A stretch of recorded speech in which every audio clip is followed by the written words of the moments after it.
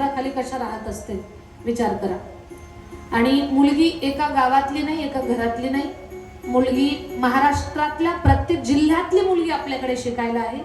महाराष्ट्राच्या बाहेर आंध्र, कर्नाटक, मध्य प्रदेश, गुजरात या प्रांतात ज्यांना मराठी जमतं अशाही परप्रांतातल्या मुली आपल्याकडे आहेत. आपल्या मुंबईच्या भागातल्याही भरपूर मुली आहेत. मृदंग वाजवणारी मुलगी भाविका भगत ही कसाऱ्याची आहे. आणि या भागातल्या नाशिक पट्ट्यातल्या खूप साऱ्या मुली माझ्याकडे शिकायला आहेत. खूप मुली कीर्तन करतात, खूप मुली गायन करतात. माझे विद्यार्थी एवढे तयार झालेले आहेत की बस कथा कीर्तनाच्या माध्यमातून त्यांचा खूप यशस्वी प्रवास चालू आहे. या गोष्टीचं मला खूप समाधान आहे. आणि संस्थेत मुली एवढ्या छान राहतात, तुम्हाला माहिती असावं म्हणून सांगते. मुलींकडनं जर चूक झाली तर त्यांना छडीची शिक्षा नाही. तिथे चूक झालीच तर त्यांनी 11 वेळा हरिपाठ करा, नाही तर 51 वेळा हनुमान चालीसा म्हणा, नाही तर 11,000 नामस्मरण करा, तरच तुमच्या चुकीला माफी, अन्यथा माफी नाहीये. एकादशीच्या दिवशी मुलींनी नामस्मरण करावं. 15 लाख, 25 लाख, 51 लाख, 75 लाख, 85 लाख एवढं नामस्मरण करतात त्या, एकट्या नाही, सगळ्या मिळून. एकादशीच्या दिवशी नामस्मरणापलीकडे दुसरं काही बोलायचंच नाही. तर एवढे सुंदर संस्कार त्या भूमीमध्ये स्वामींच्या आशीर्वादानं हे सगळं सेवा कार्य चालू आहे. हे मी तुम्हाला सांगावं, तुम्ही माझं कौतुक करावं या अपेक्षेने मी तुम्हाला अजिबात सांगितलेलं नाही. स्वामींचा कृपा आशीर्वाद, स्वामींचा प्रभाव तुमच्यापर्यंत मला पोहोच करायचा होता. आणि हे ऐकल्यानंतर कुठे आपल्यालाही आणखी भक्ती आपल्या अंतःकरणात निर्माण व्हावी या भावनेनं हे सगळं मी तुम्हाला सांगत आहे. तुम्ही फक्त एका वक्त्याला ऐकत नाही तर एका उपासकाला ऐकत आहात हे सांगण्यासाठी हा सगळा भाव मी तुमच्या समोर मांडला. कधीतरी आलात बीड जिल्ह्यात तर कल्याण स्वामी संस्थानला भेट द्या. फार सुंदर आहे संस्था, फार सुंदर. नमः पार्वती पती शिव हर हर हर महादेव. कालच्या सत्रामध्ये आपण श्रवण केलंय. नारदजींना अहंकार झाला होता, मी काम जिंकला, पण त्या अहंकारातून चुकीचं घडलं. त्यांनी नारायणाला शाप दिला. भगवंताची माया नारदजीच्या लक्षात आली नाही. नारदजीला फार दुःख झालं, मी माझ्या दैवताला शाप दिला, काय करावं. ब्रह्मदेवाला म्हणतात, बाबा माझ्याकडनं खूप मोठी चूक झाली, मी या चुकीतून बाहेर कसा पडू, याचं प्रायश्चित्त काय घेऊ, काय करू. ब्रह्मदेवानं सांगितलं, नारदजी तुम्ही शिव सहस्रनामाचा उच्चार करा आणि शिव महापुराण कथा श्रवण करा.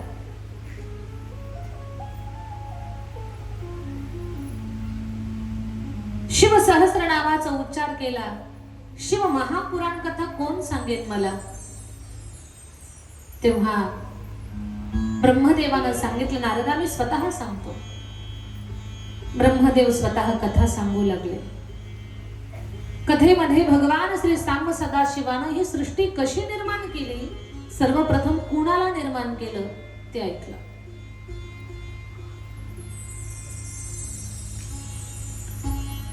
सदाशिवानं सर्वप्रथम स्वतःला निर्माण केलं. निर्गुण भगवान सगुण रूप धारण केलं. एक शक्ती निर्माण केली, तिचं नाव शिवा. दोघांनी मिळून नगर निर्माण केलं, त्या नगरीचं नाव आहे काशी नगरी.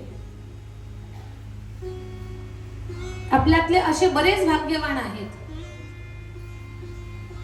की त्यांनी खूप वेळा काशी केलेली आहे. या ठाकरे परिवारामधील सुनबाई मला सांगत होता, ताई तुम्ही वर्षातून 2 वेळा काशीचं दर्शन भगवान विश्वनाथाच्या कृपा आशीर्वादानं होतंय, ही तुमच्या भाग्याची गोष्ट आहे. भाग्यवान आहात या बाबतीमध्ये तुम्ही. कोणी म्हणाल मी जातो काशीला, असं नसतं. जेव्हा विश्वनाथ बोलावतात ना तेव्हाच माणूस जाऊ शकतो.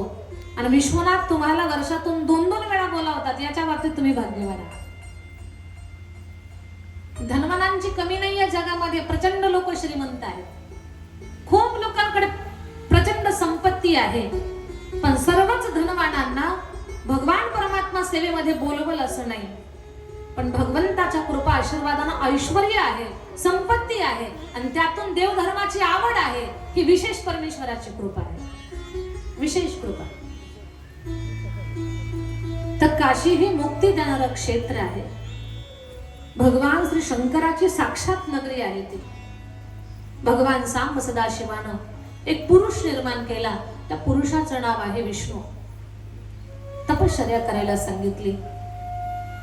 ब्रह्मदेवाला निर्माण केलं, त्यांनाही तप करायला सांगितलं.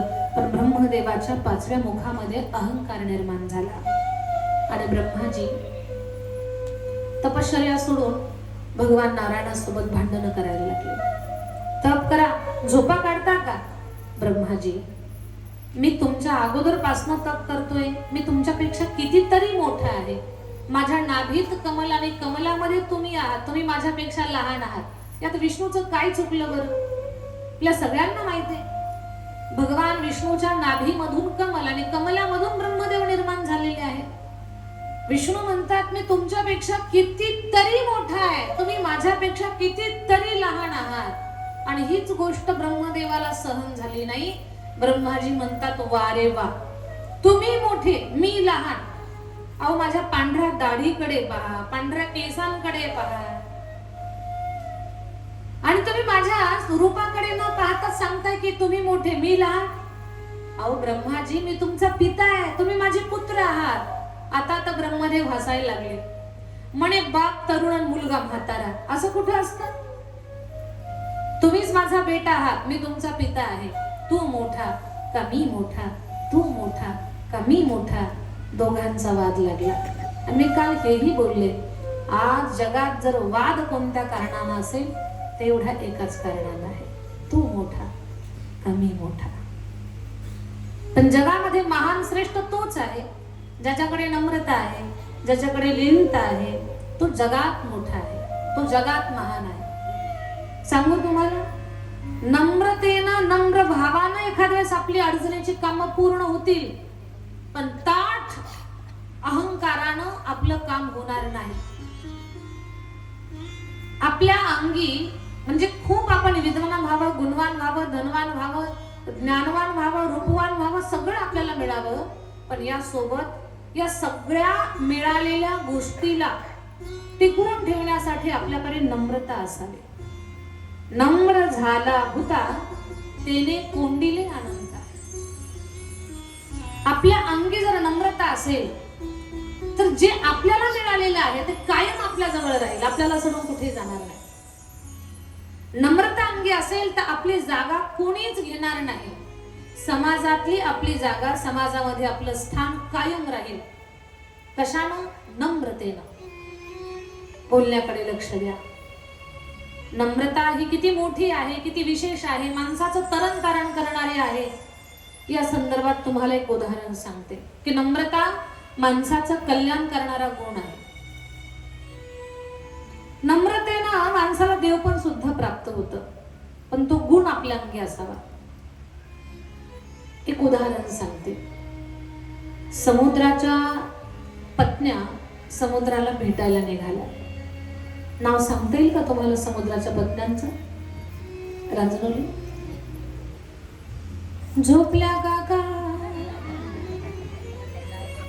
ताई? कधीच्या सुरुवातीलाच कशा झोपी जाणार आम्ही? थोडं पुढे सरका. आयोजकांची विनंती आहे तुम्हाला, थोडे पुढे सरकून बसा. मागे आमच्या माता माऊल्यांना जागा मिळत नाही बसायला. सर्वांनी पुढे पुढे सरकून बसा. काही हरकत नाही, गाडी सोडली तरी चालेल, पुढे सरकून बसा. त्या पत्न्यांची नावं मी तुम्हाला विचारले, पण मीच सांगते. गंगा, यमुना, सरस्वती, नर्मदा, सिंधू, कावेरी, या सगळ्या ज्या नद्या आहेत ना, त्या समुद्राच्या पत्न्या आहेत. त्या जेव्हा आपल्या पतिदेवाला भेटायला जातात ना, तेव्हा काही रिकाम्या हाताने जात नाही, काही ना काही भेटवस्तू घेऊन जातात. तुम्ही म्हणाल समुद्राच्या पत्न्या समुद्राला काय भेटवस्तू घेऊन जात असतील? आपल्यावरनं घ्यायचं. आपण माहेरी गेलो, सासरी परत वापस येताना जसं तुमच्या मालकाला एखादा टी शर्ट, हातातलं घड्याळ, डोक्याची टोपी, जसं काही तुम्हाला जे आवडेल अशी एखादी वस्तू घेऊन येता का नाही तुम्ही? काय सांगता? माझ्या बाबानं घेतलं हो तुम्हाला, माझ्या दादानं घेतलं, त्या बिचारालाही माहिती असतं आपल्याच खिशातल्या पैशाचं आहे, पण नाव माहेरचं सांगता ना. तसं या बिचारा नद्या समुद्राला भेटायला जातात, पण समुद्राला भेटायला जाताना काही ना काही भेट वस्तू घेऊन जातात. काय घेऊन जातात? कुणाची घरं, कुणाची गुरं, घरं, हे सगळं घेऊन जातात. आंब्याचं बन, नारळाची बाग, जे त्यांच्या प्रवाहात सापडेल ना ते घेऊन जातात. दगडं घेऊन जातात, धोंडे घेऊन जातात, मोठी मोठी पर्वत घेऊन जातात आपल्या पतिराजाला भेटायला. एक दिवस समुद्र बोलला, का ग, कुणाची घरं, कुणाची गुरं, सोनं नाणं, जे तुमच्या प्रवाहात सापडेल ते घेऊन येतात तुम्ही, पण तुम्ही आजपर्यंत एक वस्तू मला आणली नाही. नद्या म्हटलं, मालक काय आणलं नाही आम्ही तुम्हाला? म्हणजे ती वस्तू जर तुम्ही मला दिली ना तर मी खुश होईल. नद्या म्हटल्या, मालक सांगून पहा, तुम्ही फक्त सांगा तुम्हाला काय पाहिजे, आम्ही आणतो. समुद्र बोलला, खरंच आणताल काय? महाराज फक्त सांगा, तुम्ही फक्त मागा, आम्ही आणतो. समुद्रानं सांगितलं, ग तुमच्या पात्रामध्ये तो लव्हाळा नाही का, लव्हाळा, त्याला घेऊन या ना. तुम्ही मोठी मोठी पर्वत आणता, पण तो लव्हाळाच आणत नाही. नद्या एका मिनिटात शांत झाल्या. त्या म्हटल्या, मालक आंब्याचं बन सांगा, नारळाची बाग सांगा, एखादं 10 मजली घर सांगा, जनावरं ढोरं सांगा, हे सगळं आणतो, पण आम्ही लव्हाळा आणू शकत नाही. आणि का? म्हणे, मालक जेव्हा आम्ही खूप रागात आलेलो असतो ना, खवळलेलो असतो, तेव्हा तो लव्हाळा खाली मान टाकून पडतो, आणि जेव्हा आम्ही संथ शांत वाहतो तेव्हा ते तुरा काढून उभं राहतं. त्याला अन्न आमच्या हातात नाही. का? त्याला प्रसंगी झुकता येतं, नम्र होता येतं, म्हणून आम्ही त्याला आणू शकत नाही. नम्रता या गुणानं जर लव्हाळ्याला त्याची जागा कुणी त्याच्या जागेवरनं काढत नसेल किंवा त्याची जागा कुणी हिसकावून घेत नसेल तर आपण चालती बोलती माणसं आहोत. आपल्या अंगी जर नम्रता हा गुण असेल तर समाजामध्ये सुद्धा आपलं स्थान कायम राहील, समाजामध्ये आपली जागा कायम टिकून राहील. त्याच्यासाठी आपल्या अंगी नम्रता हा गुण पाहिजे. आणि लक्षात घ्या, जी माणसं अंतःकरणानं दयाळू, प्रेमळ, कोमल असतात ना, ती नम्र असतात. एका संतानं ते एवढं सुंदर सांगितलंय, झुकता ओ है जिसमें जान है, झुकता तो वही जिसमें जान है, अकड़ तो मुर्दे की पहचान है. तीच माणसं नम्र होतात ज्यांचं अंतःकरण दयेनं, प्रेमानं भरलेलं आहे. आणि नम्रता हा आपल्या मानवी जीवनाला अधिक सुंदर बनवणारा एक अलंकार समजा तुम्ही. हा अलंकार, हा दागिना आपल्याकडे असावा. पण ब्रह्मदेवाचं इथेच नडलं. ब्रह्मदेव लहान व्हायला तयार नाहीत आणि मग ब्रह्मदेवानं वाद चालू केला विष्णूसोबत. महादेवानं वाद मिटवण्यासाठी अग्निस्तंभ निर्माण केला, पण काहीच उपयोग नाही झाला. अग्निस्तंभाचा शोध घ्यायला निघाले. शेवटी ब्रह्मदेव खोटं बोलले. महादेवाला ती गोष्ट सहन नाही झाली आणि महादेवानं ब्रह्मदेवाचं 5वं मस्तक तोडण्यासाठी भैरवाची निर्मिती केली. भुवई मधून एक बुटका पुरुष निर्माण झाला. त्या पुरुषाचं नाव भैरव. आणि भैरवाला सांगितलं, भैरवा जा, ब्रह्मदेवाचं 5वं मस्तक तोडून टाका. माझ्या ताई दादांनो, कथा श्रद्धेनं ऐकतोय आपण, लक्ष देऊन ऐका. महादेवाची पूजा करत असाल, प्रदोषचं व्रत करत असाल, पशुपतीची व्रत केली असते, 16 सोमवार केले असते, खूप काही तुम्ही व्रत वैकल्य करताय, पण तुम्हाला असं वाटतंय की अजून आम्हाला पाहिजे ते फळ मिळालेलं नाही, तर कुठेतरी आपण स्वतःचा अभ्यास करा की औषध जेवढं महत्वाचं असतं ना आजार बरा होण्यासाठी, तेवढंच महत्वाचं पथ्य सुद्धा असतं.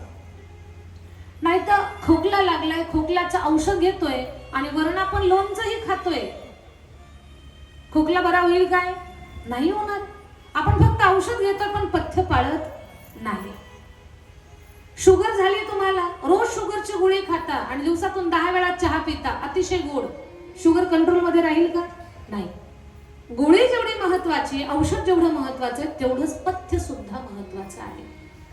मग तुम्ही पूजा करताय, खूप महादेवाची विनवणी करताय, तरी पण तुम्ही केलेल्या पूजेला फळ मिळत नाही, याचा अर्थ कुठेतरी पथ्याचा अभाव आहे.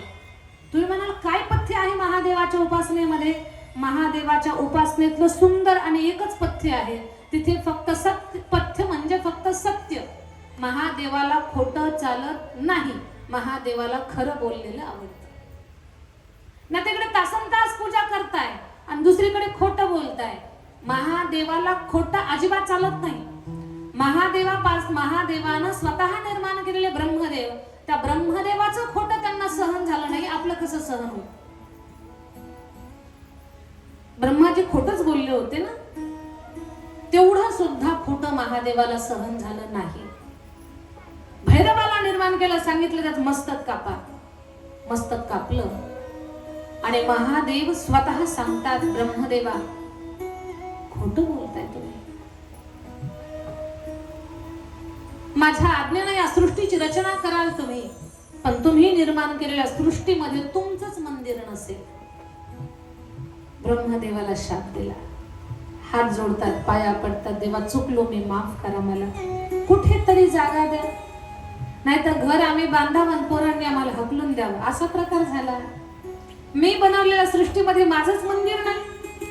ठीक आहे ब्रह्माजी, तुमचं विश्वातलं एकमेव मंदिर असेल जिथे तुमच्या हातातलं फूल पडेल तिथे. ते राजस्थान मध्ये अजमेरच्या बाजूला पुष्कर नावाचं तीर्थ, तिथे विश्वातलं ब्रह्मदेवाचं एकमेव मंदिर आहे. बाकी देवघरात ब्रह्मदेवाचं स्थान नाही, आपल्या गावात अजिबात ब्रह्मदेवाचं मंदिर नाही, आपल्या तालुक्यात पण नाही आणि नव्यानं कोणी बांधायचं पण नाही.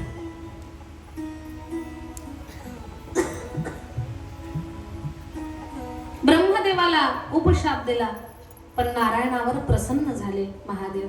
नारायणा, सत्य बोललात तुम्ही. महादेवाला सत्य बोलणारे फार आवडतात. तुम्ही सत्याची कास धरा, सत्य बोला. वाणी, सत्य हे वाणीचं भूषण आहे, त्या सत्याचा स्वीकार करा. तुम्हाला तारण्याचं, तुम्हाला तुमचा बचाव करण्याचं, तुम्हाला वाचवण्याचं आणि तुमची काळजी घेण्याची जबाबदारी महादेव घेतात. पण फक्त सत्यानं महादेवाच्या समोर जा. नारायण सत्य बोलले, महादेवाला एवढा आनंद झाला. महादेव म्हणतात, नारायणा सत्य बोलला, माझा आशीर्वाद आहे तुम्हाला. जगामध्ये सत्य नारायण या रूपात तुमची पूजा होईल. बोला सत्यनारायण भगवान की. आणि जी लोक प्रत्येक पौर्णिमेला आपल्या घरामध्ये सत्यनारायणाची पूजा करतात, त्या घराचा मान प्रतिष्ठा ही वाढत जाते. सत्यनारायणाच्या पूजेचा प्रभाव. सत्यनारायण महादेव सांगतात, नारायणा तुम्ही एवढं घोर तप केलं की तुमच्या अंगातून पाणी निघालं, जणू पहाडाच्या कपारातून पाणी यावं. एवढ्या घामाच्या धारा तुमच्या अंगातून. नारायणा, जल हे तुमचं रूप आहे, पाणी हे तुमचं रूप आहे. म्हणून माझ्या पूजेमध्ये जो मला लोटाभर पाणी अर्पण करेल, मी त्याला भरभरून आशीर्वाद देईल. कारण नारायणा, पाणी तुमचं रूप आहे. जो कोणी मला पाणी माझ्या शिवलिंगावरती अर्पण करेल, जणू विष्णूची माझी गाठच घालून दिली एवढा आनंद मला होईल आणि त्या माणसाच्या सर्व मनोकामना पूर्ण करण्याचं काम मी करेल.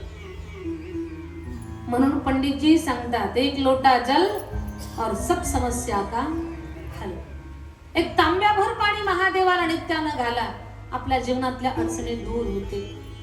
महादेवाला पाणी का प्रिय आहे? तर मुळात महादेवाला विष्णू प्रिय आहे. आणि काल महाराजांनी शेवटी निवेदन करताना किती सुंदर सांगितलं, विष्णूचं आणि महादेवाचं एवढं प्रेम आहे, एवढं प्रेम. भजन कधी महादेव देव